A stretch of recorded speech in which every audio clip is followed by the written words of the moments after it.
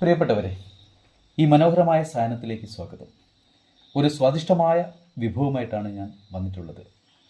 ബിരിയാണി എന്താണെന്നല്ലേ? സന്തോഷ് ചച്ചിക്കാനത്തിൻ്റെ വളരെ പ്രശസ്തമായ പുസ്തകം ബിരിയാണി. ബിരിയാണിയിലൂടെ നമുക്കറിയാം ഓരോ ചേരുവകൾ അത് നമ്മുടെ ബിരിയാണിയുടെ സുഗന്ധവും രുചിയും വർദ്ധിപ്പിക്കുന്നു. അതേപോലെയാണ് ഈ നോവലിലൂടെയും ബിരിയാണിക്ക് ഏതൊക്കെയാണോ ചേരുവകളുള്ളത് അതേപോലെ തന്നെ ഇതിലെ സന്തോഷങ്ങളും സങ്കടങ്ങളും ആഗ്രഹങ്ങളും സ്വപ്നങ്ങളും എല്ലാം ഇഴുകിച്ചേർന്നൊരു പുസ്തകമാണ് ബിരിയാണി.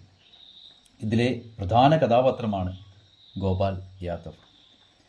ഒരു നാൾ അദ്ദേഹം നമ്മുടെ കലന്തൻ ഹാജിയുടെ വീട്ടിലേക്ക് ജോലിക്ക് വരികയാണ്. അവിടെ മകളുടെ കല്യാണമാണ്. മകളുടെ കല്യാണം കഴിഞ്ഞു. അതിഗംഭീരമായ കല്യാണം, ആഡംബര ജീവിതം, ഒരുപാട് സ്വർണവും കാര്യങ്ങളൊക്കെയുള്ള ഭക്ഷണവും രുചികരമായ ഭക്ഷണവും പലതരത്തിലുള്ള വിഭവങ്ങൾ ആ ടേബിളിൽ നിരത്തി വെച്ചിട്ടിരിക്കുന്നു. അത്തരത്തിലുള്ള ഒരു കല്യാണമാണ് കഴിഞ്ഞത്. അത് കഴിഞ്ഞ് അദ്ദേഹത്തിന് ലഭിച്ച ജോലി എന്ന് പറയുന്നത് ആ കല്യാണം കഴിഞ്ഞു ബാക്കി വന്ന ബിരിയാണികൾ കുഴിച്ചുമൂടുക എന്നതായിരുന്നു. ആ ബിരിയാണികൾ കുഴിച്ചുമൂടുന്നത് കണ്ടപ്പോൾ അദ്ദേഹത്തിൻ്റെ ആ പഴയ ജീവിതത്തെക്കുറിച്ച് അദ്ദേഹം ഓർത്തുപോയി. ബീഹാറിലാണ് അദ്ദേഹത്തിൻ്റെ സ്വദേശം. അദ്ദേഹത്തിൻ്റെ ഭാര്യ പ്രഗ്നൻ്റായ സമയത്ത് ഒരു ബിരിയാണി കഴിക്കണമെന്ന് ആഗ്രഹം പ്രകടിപ്പിച്ചു. എന്നാൽ അദ്ദേഹത്തിൻ്റെ കയ്യിൽ വേണ്ടത്ര പണം ഉണ്ടായിരുന്നില്ല.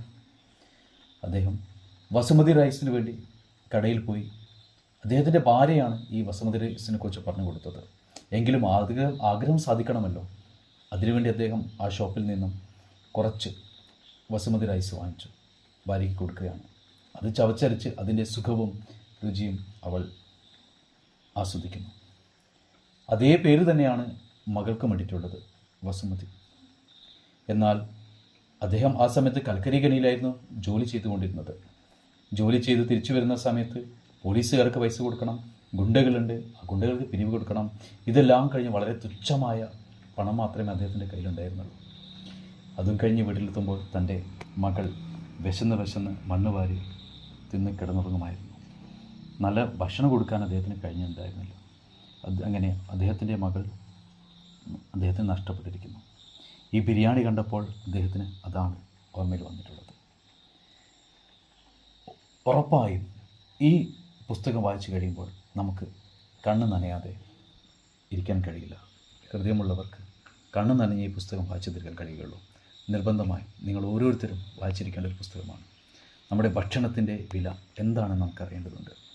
അതിൻ്റെ എത്ര പേർ ഭക്ഷണം കിട്ടാതിരിക്കുന്നു, ആ ഭക്ഷണത്തിൻ്റെ വില നമുക്ക് മനസ്സിലാക്കണമെങ്കിൽ ഈ പുസ്തകത്തിലൂടെ നമുക്ക് കഴിയുന്നു.